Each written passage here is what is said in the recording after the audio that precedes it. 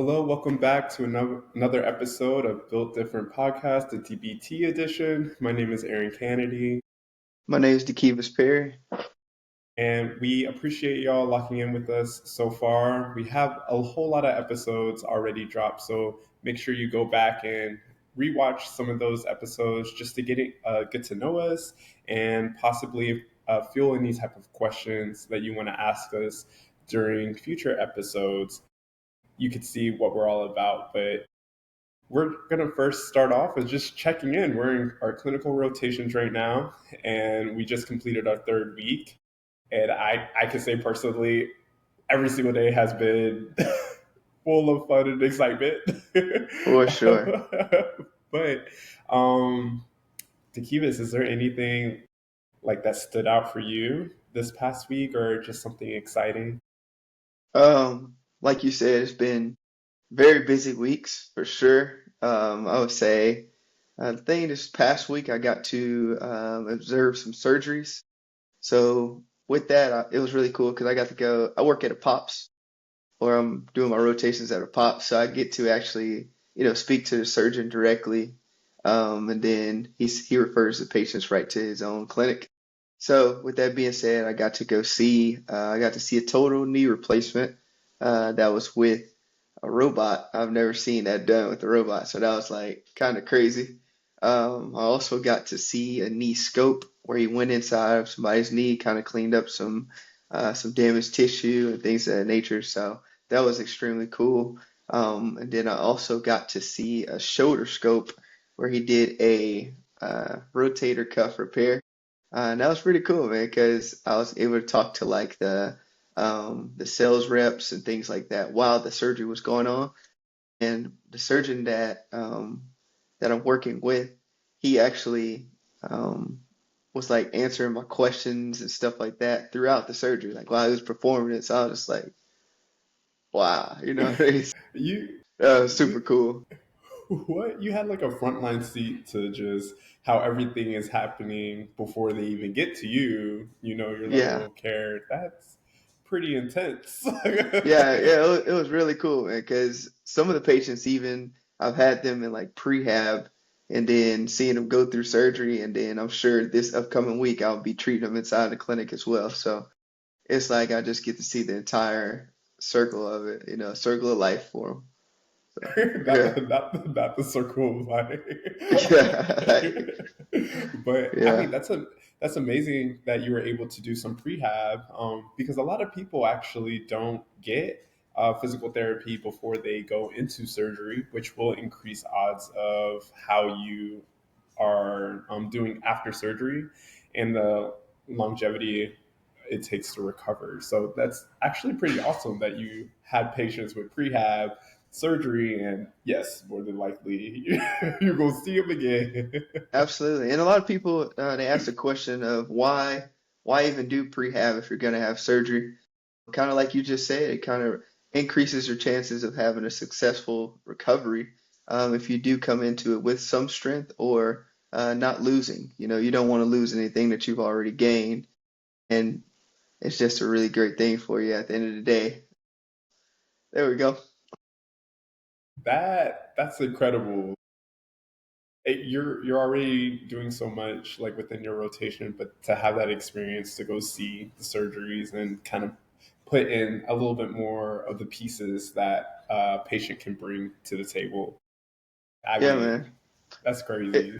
it's definitely it was an exciting week. I will say that for sure. And kind of gained some independence in the clinic as well. Got to do a couple of my own evals and re-evals. So all that was very, very fun. And it felt good to, gain my independence, I guess.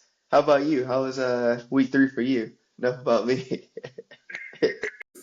I'm not trying to top you. I can't top that. No, no, I no. can't top. But You, I I'm sure also you got some gained. great experiences. I'm sure. I'm sure. I'm ready for it. Every day is full of fun and excitement in IPR. Yeah. But I would say mostly from my week 3 experiences, yeah, I just gained so much more independence than week 1 and week 2. really more focused on evaluation this week. So it was very nice, like to be able to take a patient through the evaluation and come up with my intervention strategies on how I'm going to like work with them. And in the IPR setting, inpatient rehab, you have evaluation Monday, and your intervention strategies start happening on Tuesday. Like, so you have to be able to really get into the weeds of understanding the patient, the full presentation outside of just their injury. Because if y'all haven't heard before, a patient is so much more than just their injury. So you have to make sure you take that in consideration. Home environment, you need to make sure they have steps going in and outside the house. Do they have any caretaker? How much does their caretaker take care of them? Do they have access to use toiletry, like handrails? Like, you need to understand their environment. And then even sometimes when you are doing an evaluation piece on patients, they may be confused or disoriented. So that requires a little bit more digging and understanding patient background in order to make sure your intervention strategies align to things that will get them back home. Because ultimately, that's what we want to do. So Absolutely. it was like getting into the evaluation mode and practicing patient communication and intervention strategies and just getting them up and moving. I felt a little bad in the beginning, but I have to see like the level of where they are currently at. So, Yeah. with the variance of assistance, but then understanding the grading, like how do you grade the points? It has its own little. It's just so many things when it comes with the evaluation, and having that independence on that was just amazing. But the highlight for me really this week was working with a Parkinson's patient, Okay. and really true Parkinson's, Dekeivis true Parkinson's, festinating gait, yes, festinating gait, retropulsion, even when changing like the surface color like of the tiles, like you see the start, like, yeah, you see, yeah. I'm like, wow, like, wow, but the next day with my intervention strategies, you want to get them to do big explosive movements if you possibly can, to emphasize, that neuromuscular efficiency when they're ambulating or just when they are just trying to interact with their environment. So coming up with strategies and interventions with that was also fun, because it's For like sure. you got to train them like an athlete. That's what they That's right. That's right. say. So during that patient right there, specifically the Parkinson's patient, any special interventions that you did, like we did in class, or anything that you did new that we didn't do in class? I want to hear, like, um, It's so interesting because in class we were taught about Parkinson's, but I right? feel like it truly is textbook, like the way that they teach us.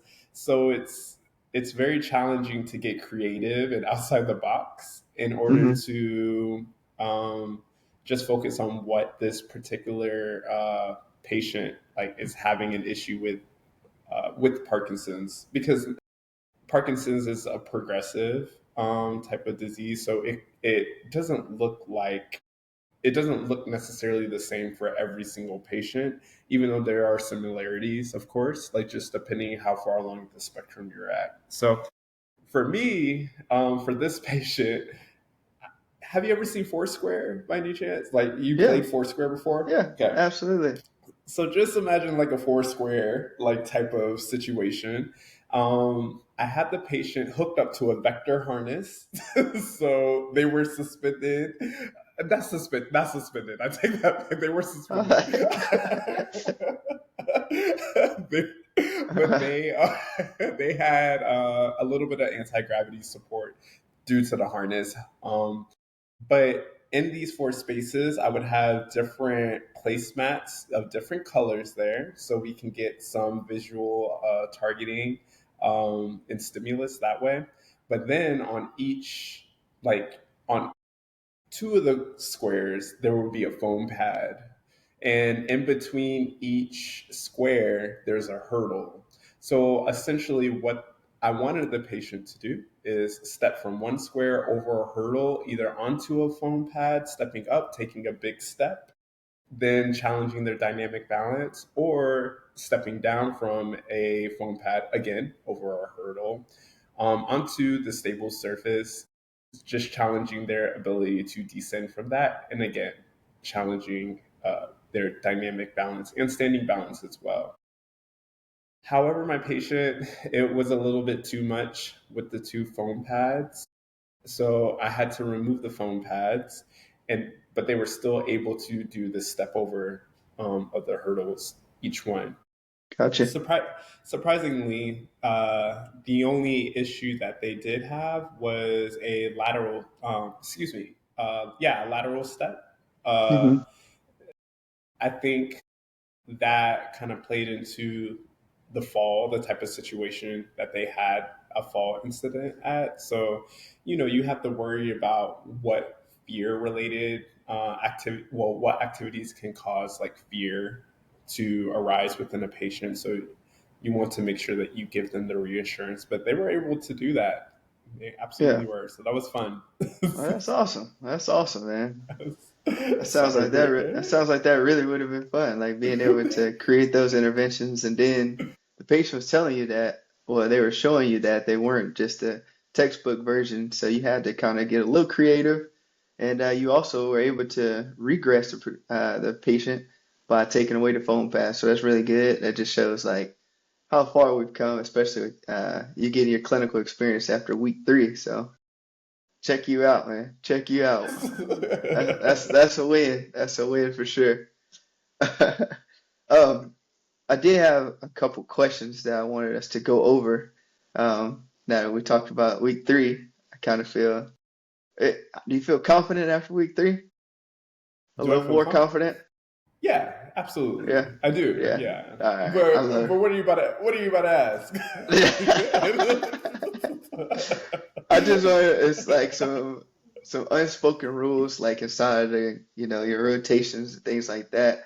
Um, do you think you can say that you know a couple unspoken rules while in the setting that you're in? Yes, I can say that I know a couple of unspoken rules, but I will say because of my particular setting, I know there are unspoken rules occurring more frequently in other settings in comparison to the one I'm in now, just because y- you not doing something, then you have to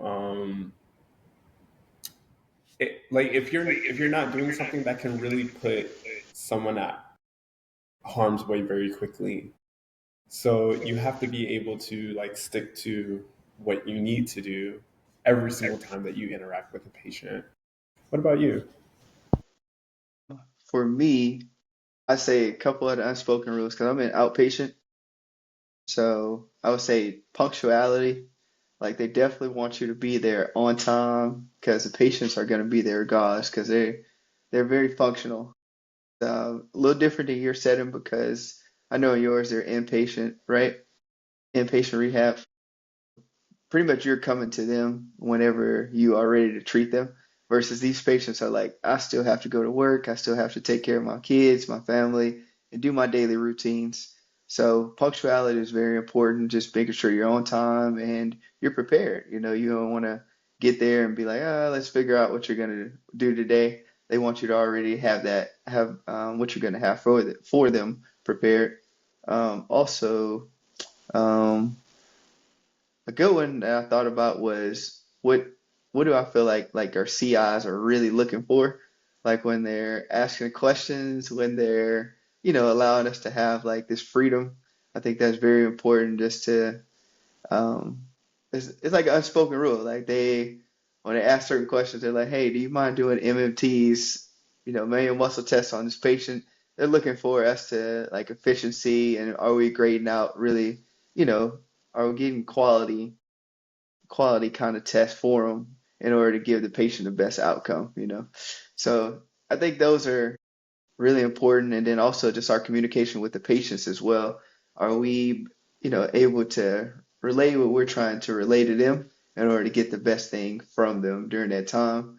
Because patients, they don't know. They're just like, all right, when you ask them to pull out their arm, they're like, okay, so we got to give them specific directions, and you want to use the minimal amount of words as possible just to make it really simple for them and easy. So in order to help them out with their whatever they have going on for sure. Next one I have for us, something that I really think about is like how to stand out without trying to like do too much, I guess. Like you don't want to do too much with your CI. Like they might be asking you like, really low level questions and you probably can answer it like really high, but just being specific about it and intentional about your answers. You don't have to be the super achiever in the room, but just showing them that you understand what they're trying to ask you and answer it efficiently. I think that's important too. Um, but yeah, I think those are a couple unspoken rules in my setting. How about you? Do you have any others, or was that what you had? Well, in my setting, we get there at least 30 minutes earlier than the reported shift in order to do chart reviews to make Okay. sure that we are prepared for the day. That's generally the expectation to get there earlier. That way, when it's time to for the patient's session time to start, you are already there, like with the patient, and you're maximizing the amount of time. So um, I agree with you with that. As just punctuality is very important. Um, I will also say, yeah, the overachieving. Um, there are other students from different schools also here in my section with IPR as well. And it just really seems like that everybody is on the same accordance is like, hey, is your intervention strategy meaningful for the patient? Do you understand what you're doing? Like, what is your reason for doing it? Hmm. And have the knowledge to back up that reasoning, of course. So if you're able to kind of explain what you're doing, why you're doing it, and see objectively if it's beneficial for the patient, the CIs typically are like, okay, like there's no need to try to reinvent the wheel like on some other stuff. Just you need to understand what you're doing. And I think an unspoken rule in my particular setting is just be prepared to get a little dirty. Facts. Not like Yeah. not like you're gonna get like a whole lot of things on you, but because time is so precious, there's OT like that need their time with the patient, speech that needs their time with the patient. The nurses bringing pharmaceuticals, like they need like time with everybody needs time with the patient. Some patients have a clock in every 20 minutes. Somebody needs to be checking the like time is so precious. So if the patient is not ready, like you walk into a room, patient is lying down on their table, not table, but on their bed. They ain't got no pants on. They ain't got nothing on. They're good morning. They're saying good Right. morning to you. Hey, wake up. We gotta get some pants on. We gotta get you to the bathroom. Hey, if there's a mess, we need to clean the mess. We gotta make sure like we are getting you ready. But people may not understand that is a functional task, and very much so a lot of physical therapy can get done while we are getting that person mobilized for physical therapy, and there's been times Absolutely. and instances on that. So um, and that leads me to my last unspoken rule is that you have to be adaptable. You don't know what you're going to be running into when you walk into a patient's room. You don't know what they are presenting that day. They can be high. They can be have a high amount of pain that's happening. You have to circumnavigate that. You have to communicate with the other providers. See when the last time medication was done. Like you have to be aware of all these other things that are happening in the background. And Uh, Nobody's going to tell you to do that. That's just something that's expected for you to understand. Yeah, absolutely, man. You definitely you definitely got to expect yourself to get a little dirty for sure. Like you said, I don't have to do that inside an outpatient, but I know for sure inpatient can get a little messy. Just depending on situations, because these people they're needing a little bit more assistance, which hints on why they are inpatient. So that kind of leads me into my next point where we talk about like just meeting a patient where they are. Like you were talking about, it is very important for us to um, focus on the timing. Like you come in the morning, you're going to understand that the patient may just be waking up. They may not be a morning person. They may need to be cleaned up from the night shift. They may need to get dressed. They may need to use the restroom. They may haven't eaten breakfast. There's all kinds of things that you could walk into, but it's something that you prepare yourself for before you get in there, just so when you do see it, you're not like, oh my goodness, this is overwhelming. You're more so approaching it in the aspect of how can I help and how can this be a functional task for the patient as well. Like you said, a lot of people don't look at getting the patient out of bed, doing bed mobility, just rolling, sitting up on the edge of the bed, working on core stability, transfers, getting the patient to and from the wheelchair, things of that nature, they don't see those things as functional tasks, but they are very functional. But us as like independent people living our daily lives, it's things that we do every day. But if we were in the side of a situation like that inside of inpatient rehab, it would be something that we needed to get help with as well. So it is a very functional task. And then I was going to talk about a patient inside of my clinic, inside of outpatient. I know they're very independent, but at the same time, we don't know sometimes what we're walking into either. So I want to talk about a patient that I had last week. Met her for the first time. She was a traumatic brain injury patient, but she was very functional. She could hold a conversation. She could move, all her body very well. If you've seen her just on the street, you probably would not think anything was going on with her, but she did have a couple things going on with her. So she came in for a shoulder, but later on as the evaluation went on, I found out that she had a traumatic brain injury. Because it wasn't inside of her paperwork. She was there specifically for a shoulder, so it was very interesting there. And during that time, she started to, throughout the exercises, our clinic is fairly big, so we would sometimes have about 20 patients in there at a time. And during the exercises, she did tell me that she was starting to get overwhelmed, so she did need to take a break. And when she did take a break, I told her it was completely fine. I understood what was going on, and it can be overstimulating. So I had to meet her where she was and allow her that it was a safe space. And if we did need to go to like an isolated area for the next treatment, if she felt comfortable with that, then we mostly it was more than welcome to do that for her in order to make her feel more comfortable and to be able to achieve the reason why she came there in the first place is to get her better and increase her range of motion, all that good stuff inside her shoulders. It was very, very, very fun, I would say, just because I had to kind of get creative like you did. You talked about your Parkinson's patient. With her, I saw her for a shoulder, but then it kind of got a little deviated to focusing on something I discovered during the treatment. So that was really, really cool. And I enjoyed being able to kind of pick her brain and feel out for where she was and see what level she was as well with the traumatic brain injury. So it was awesome. That's pretty amazing that you were able to find an issue that wasn't like in the chart. And I Yeah. hear instances like that, but TBI is kind of crazy. Yeah. That's kind of crazy for you to have found for It them coming was in for a shoulder injury. so it was this is what happened. So she came to us because she got hit by a car, and she got hit by a car and the car threw her across the street.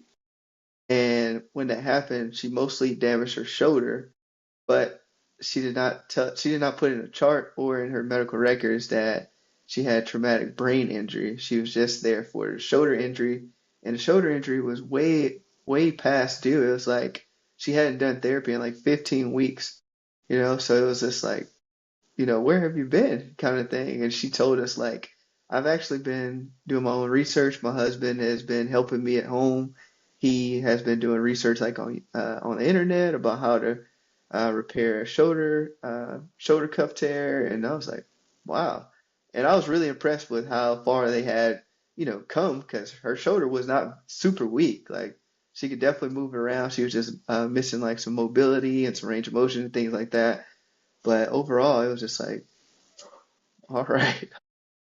So it was like I had to test out a lot of structures and stuff like that just to make sure that she hadn't damaged anything throughout the process without her going to physical therapy and being properly treated.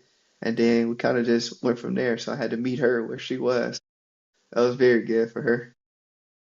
So I have a follow up question with that. Patient comes in for shoulder injury. You find out through extensive assessment it's TBI, brain injury. Are you going to treat just shoulder injury, or like what do you do about the TBI? But can you, yeah, what will you do? So with her, like I was talking about, kind of the focus still remains on the shoulder, but figuring out where she is with the TBI, just kind of meet her where she is and make sure she's comfortable in order to treat the shoulder. If the TBI becomes an issue and we're unable to treat the shoulder because of where she is, as far as like her cognition and her understanding and things of that nature, then I would probably more direct it toward the TBI, or I would definitely try to refer her back to her PCP in order for them to address that and refer her to someone that could probably help her out a little better than I could, of course. And, well, I'm glad you were able to find just that issue that was happening with the patient having a TBI because the longer that is not addressed, the worse that the effects can occur. So that's one of the benefits of being a physical therapist is like sometimes based on patient presentation, there's other things that are happening in the background and we have the ability to tease them out and really make sure what is being presented, whatever type of way, is being caused by the being caused by what we suspect it would be caused by, whether it's neurological, whether that's MSK, whether that's orthopedic. We just know exactly the structures that are involved with. So kudos to you for that. That's amazing.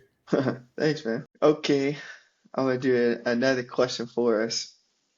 While you've been inside of your rotation, was there a point where you're like, you gotta fake it till you make it? When do you ask for help? Is that a gray area? Have you had any situations where you're like, I don't know the answer? And if you did, how did you figure that out or ask the question like, hey, I don't know this?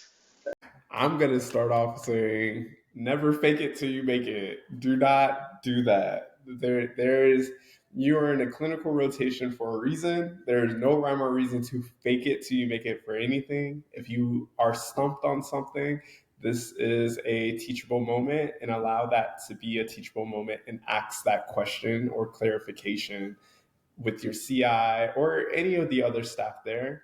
Do not be a fool and put other people in harm's way because you want to show off or you don't want to be embarrassed.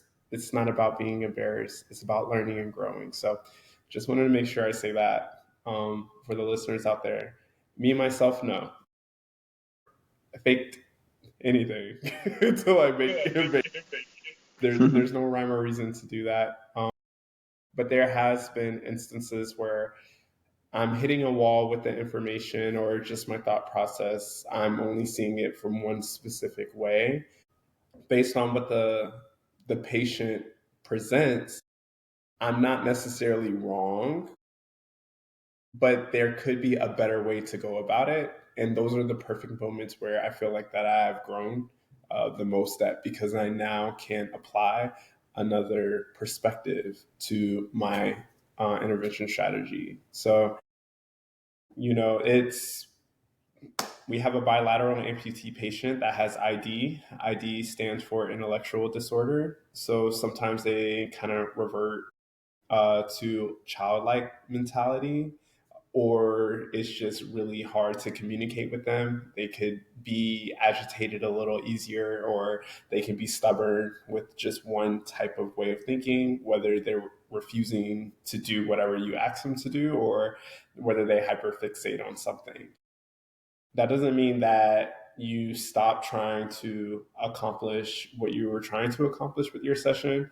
It just requires maybe another way to communicate with them using different word sets, or giving examples, or just changing some type of the parameter of what you want them to do just with something else. And when I was working with this patient, he just refused to transfer from wheelchair to table for good reason. He's fresh bilateral amputee patient. He has a fear of falling. He has fallen before. He definitely doesn't want to fall again. And having that balance off, not necessarily the trunk control strength, like that will induce fear. So he is putting up those walls, those barriers, and saying, no, I don't want to do this because I don't want to get hurt. But you have to kind of instill that confidence in him, and you have to compromise on how can I make you feel more secure performing this action. And in this exchange, what he really wanted was me to stand in front of him, just so I can make sure that I'm a guarding presence. um, and he just took it one step at a time. He was scooting, he got the slide board on there. He just wasn't really interacting that well with my CI. He's just like, I don't want to do this, I don't want to do this, but he's actively doing it at the same time. So, we're rolling with it, we're working with him. And once we got him to the mat and stuff, yes, he was excited, but now he doesn't want to do anything else. He has accomplished his task. You said that he was going to do. Now he doesn't want to do anything else. No more physical therapy, but we have an hour to work with him. we got to do more than just transfer. So instead of, what we really wanted to focus on is his trunk control, his trunk strengthening. And in your mind, you're thinking like, all I need you to do is sit up. Like that would be the easiest way to go about this. Patient doesn't want to do that. Doesn't want to sit up. He's saying that's too much. Okay, let's think about ways that we can actually like get him to sit up. So we decided like, hey, do you want a ball toss? Do you want to toss the ball with us? Boom, he wanted to toss the ball with us. Hey, can you reach for the ball by getting up? And then when you're up, then you can toss the ball. He was able to do that. So it's just you, through other perspective, through trying to tease out like what communication styles that can work with him. It may require more than one person, but in that situation there was no need to like fake like that I know what I'm trying to do. I would rather just ask around and try to figure out as a team, because you are a team when working with the patient, and get the task accomplished. But yeah, hopefully I answered the question. Yeah, that was really good, really good. Uh, I agree with you on that. I definitely don't think you should try to fake it till you make it. Um, a situation I'm trying to think about. I did not fake it till I made it, but there has been like questions I've had during like evaluations and things of that nature, like reading through patients' cases. I didn't fake anything, but I definitely went back and did some research on like words that I wasn't familiar with. I just kind of made a mental note, and then I went back and did my own research, and then I came back to my CI and was like, I just want to confirm and make sure that I'm on brand with what I'm thinking that this means, and then they just kind of give me a clear consultation of it, just like, yeah, this is you're actually right there on point with it. So good job. And Yeah. that made me feel better, and I feel like I actually had to do some active learning by me going and out and trying to seek like the information myself. I think that was really good. I did want to talk about you were just saying about your intervention with that patient, and talk about like the importance of making a patient feel comfortable when they are performing simple tasks that we say, just things like sitting up in bed is all you wanted them to do.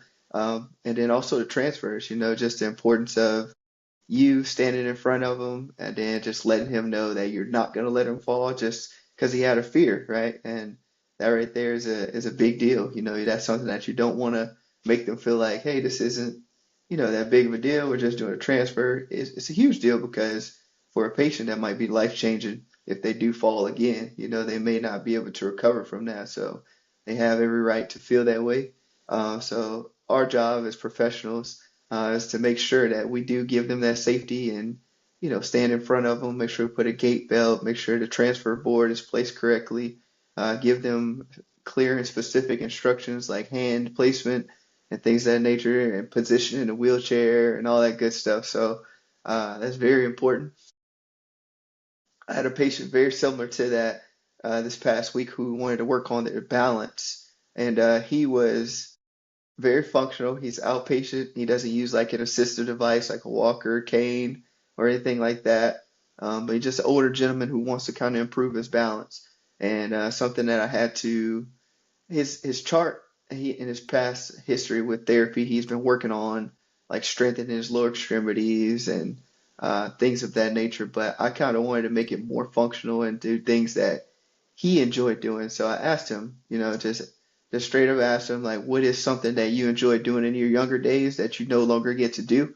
And he was just like, I used to do a lot of canoeing and kayaking and things like that. So in my head, while he's warming up on the bike, I'm thinking in my head, like, how could I make this a functional activity that could be for balance as well as incorporating him when he was younger doing things like kayaking and canoeing. So, intervention that I came up with was I had him sit on a therapy ball, kind of like one of those big yoga balls. And when you sit on one of those, if you haven't, it can definitely throw off your balance a little bit. So I made sure I secured him and let him know that he was going to be safe sitting there. Had him sitting there, had a gate belt around him and everything. And when he sat on there, I made sure he was steady. Next thing you know, I gave him a stick and I had kind of had him like rowing, like left and right, to kind of incorporate his kayaking and canoeing days, like going down a river, stuff like that. And then also, when that got too easy for him, kind of gave him some perturbations. Like if you're going through a river, like, yeah, it's not always smooth. So you might hit a rock here, you might, you never brush across some leaves or a tree or something like that. So that was really good for him. And he really enjoyed that. And he was saying that made him feel like, he was young again. So that was really cool. That was a great experience, kind of like yours, just like making him feel safe, made him progress that day. And I feel like he enjoyed therapy versus coming there and he was like, all right, another workout. Definitely that was really good. That was a really good intervention and um, treatment for me that day. That's amazing. It I feel like it makes our job a lot easier when we find intervention strategies that are very functional to what the patient desires, maybe just in the past that they enjoyed, because they start getting a connection about how does this translate to what I want to do. Because sometimes that's the hardest selling point with physical therapy is like how can I get the patient to understand how this translates outside of the clinic? Right. And once you're able to find what motivates the patient, and you have to be creative, and kudos to you to also like looking at like things in a medical chart because I don't know everything in a medical chart myself, but your ability to go and research something and come back is highlighted because there could be some type of hobby or some type of task that you're presented that a patient is telling you about. You have no idea. Like, I mean, rowing, I can only tell you so much about Yeah. rowing, but it's like you were able to find the concept and to even give them to progress it where they're having perturbations while they're rowing. Like Yeah. kudos to you. You're a genius.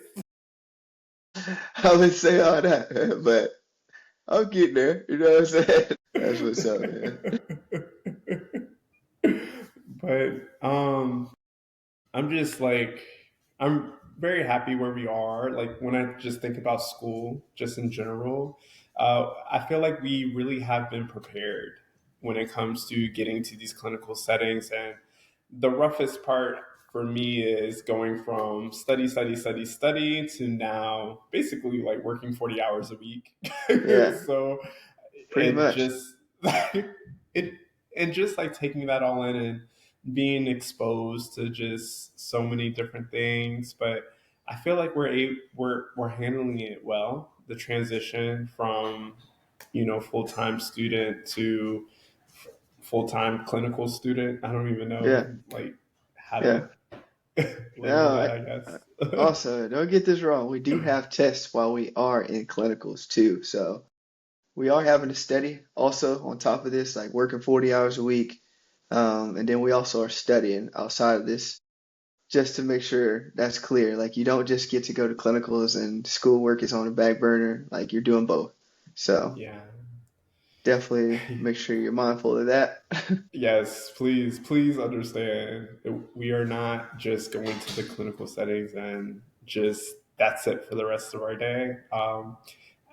After clinicals, time to study. It's time to study, or however people's study strategies are. But we That's just right. had a what? We just had a midterm Yeah, last week. last week. So,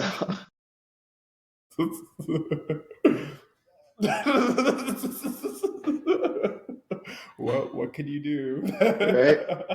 That's right, man. Kivas, do you have any other follow up questions like for us for this I didn't have episode? any more questions, or anything like that. You have anything else you want to talk about for this Man, one? I know we got a ton of stuff to talk about, yeah. but I mean, I feel like I can talk about each and every individual patient and what I pulled from it and how it was applied, but then we wouldn't have that many episodes. right, that's right. You gotta leave something out there. Before we start signing off for this episode, I do want to say thank you all for tuning in and rocking with us so far. This is episode 8, so we have been locked in for a long time and have gotten progressively better because of your support. And we really appreciate y'all coming with us on this journey. But Dekeivis, do you have anything other to say to the folks out there listening? Yeah, got the last closing remarks here. We just want to say, like Aaron said, thank y'all for listening as always. Please make sure y'all like, share, and subscribe, and continue to ask questions, of course. And now y'all can ask questions about the clinical setting. So that's like even like a bigger scope that a lot of students don't get to see. The didactic work and taking a test and all that good stuff is one thing, but being able to ask questions about real life experiences is like a really big deal. So I think that you guys should, pour into us. I mean, ask us as many questions as possible, literally like we don't mind answering. We'll answer them here. We'll answer them through direct messages, whatever, however we can to help you guys. So don't be shy or bashful or anything like that. Just go ahead and ask that question, and hopefully we can give you some clarity on that. So thank y'all again, and we'll see y'all on episode 9.